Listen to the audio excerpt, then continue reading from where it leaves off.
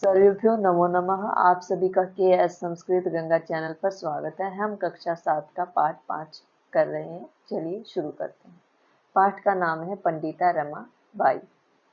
स्त्री शिक्षा क्षेत्रे अग्रगण्या पंडिता रमाबाई 1858 तमे ख्रीष्टाब्दे जन्म अलभत। स्त्री शिक्षा क्षेत्र में सबसे आगे पंडिता रमाबाई का जन्म 1858 ईस्वी में हुआ था। तस्याः पिता अनंत शास्त्री डोंगरे, माता च लक्ष्मीबाई आसता। उसके पिता अनंत शास्त्री डोंगरे और माता लक्ष्मीबाई थी।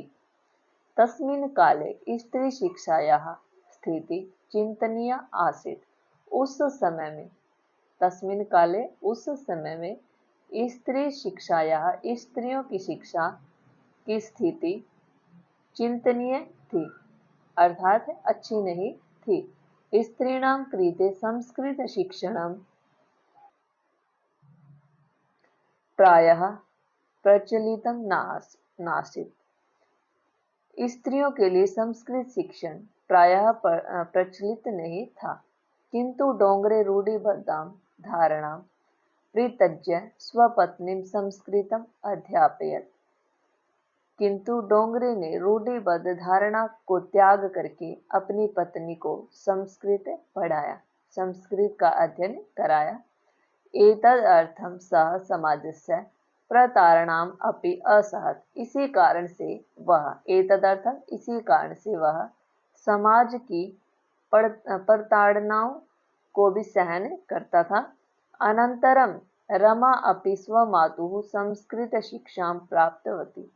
इसके पश्चात रमा ने अपनी माता से संस्कृत की शिक्षा प्राप्त की। कालक्रमेण रमायाः पिता विपन्नः संजाता। समय के अनुसार रमा के पिता निर्धन हो गए। तस्याः पितरौ ज्येष्ठा भगिनी च दुर्भिक्ष पीड़िताः दिव्यंगताः। तस्याः उसके पितरौ माता पिता, उसके माता पिता च ज्येष्ठ भगिनी और उसकी बड़ी बहन दुर्भिक्ष पीड़िता यानी कि अकाल मृत्यु को प्राप्त हो गए। तदंतरम रमा उसके पश्चात रमा स्वज्येष्ठ भ्राता सह पदभ्यां समग्रम भारतम अभ्रमत। इसके पश्चात रमा अपने बड़े भाई, ज्येष्ठ भ्राता बड़े भाई के साथ पदभ्याम पैदल समग्र संपूर्ण भारत का भ्रमण किया। भ्रमण क्रमे सा कोलकाता प्राप्ता। भ्रमण करते समय वह कोलकाता पहुंची। संस्कृत वैदुष्येण सा तत्र पंडिता सरस्वती चेति उपाधिभ्यां विभूषिता। संस्कृत वैदुष्य के कारण उसे वहां पर पंडिता सरस्वती की उपाधि से विभूषित किया गया। तत्रैव सा ब्रह्म समाजेन प्रभाविता वेदा अध्ययनम अकरोत्।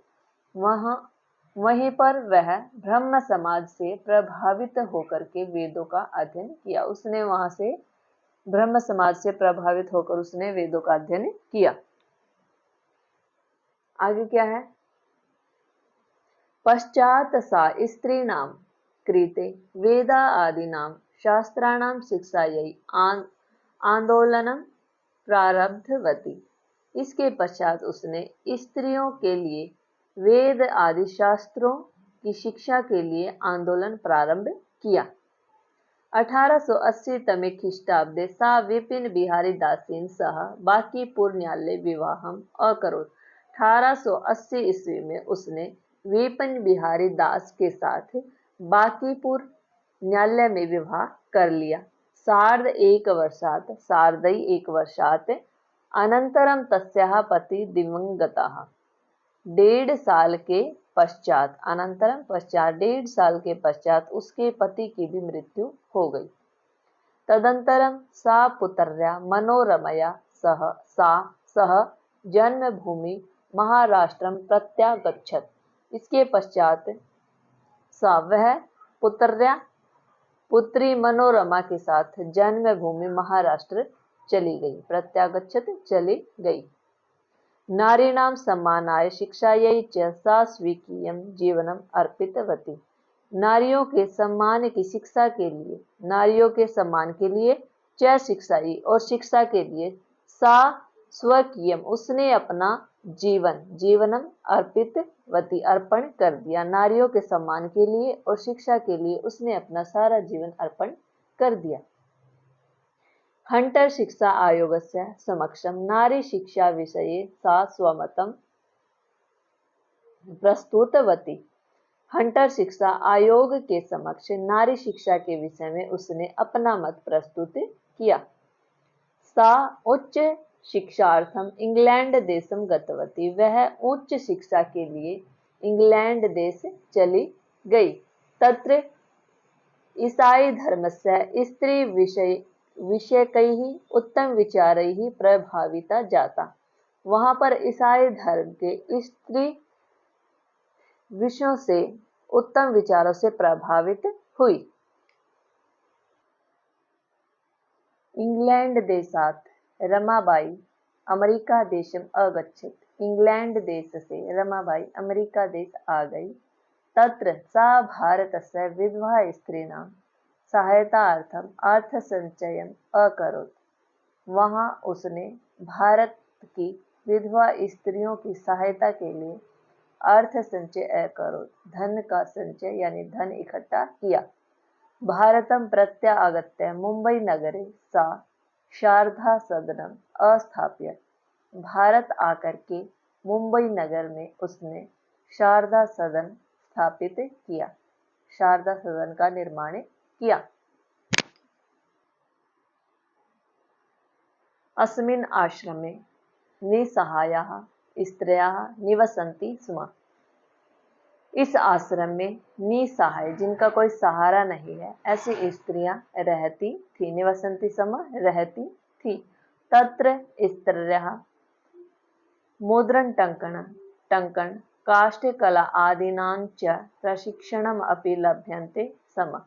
वहां पर स्त्रियों को मुद्रण टंकन यानी कि टाइपिंग, काष्ठ कला और लकड़ियों की कला आदि का प्रशिक्षण भी दिया जाता था या प्राप्त होता था।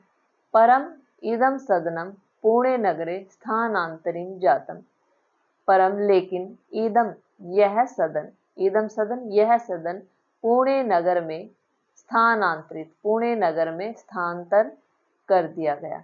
ततः पुणे नगर से, वहां से भी पुणे नगर के समीप गेड़गांव स्थान में मुक्ति मिशन नाम संस्थान उसके द्वारा स्थापित किया गया। अत्र अधुना अपि निराश्रिताः स्त्रियः ससम्मानं जीवनं यापयन्ति। यहाँ आधुनिक समय में भी निराश्रित, जिनका कोई आश्रय नहीं है, जिनका कोई सहारा नहीं है, ऐसी स्त्रियां ससम्मानम यानी सम्मान पूर्वक जीवन यापन कर रही हैं।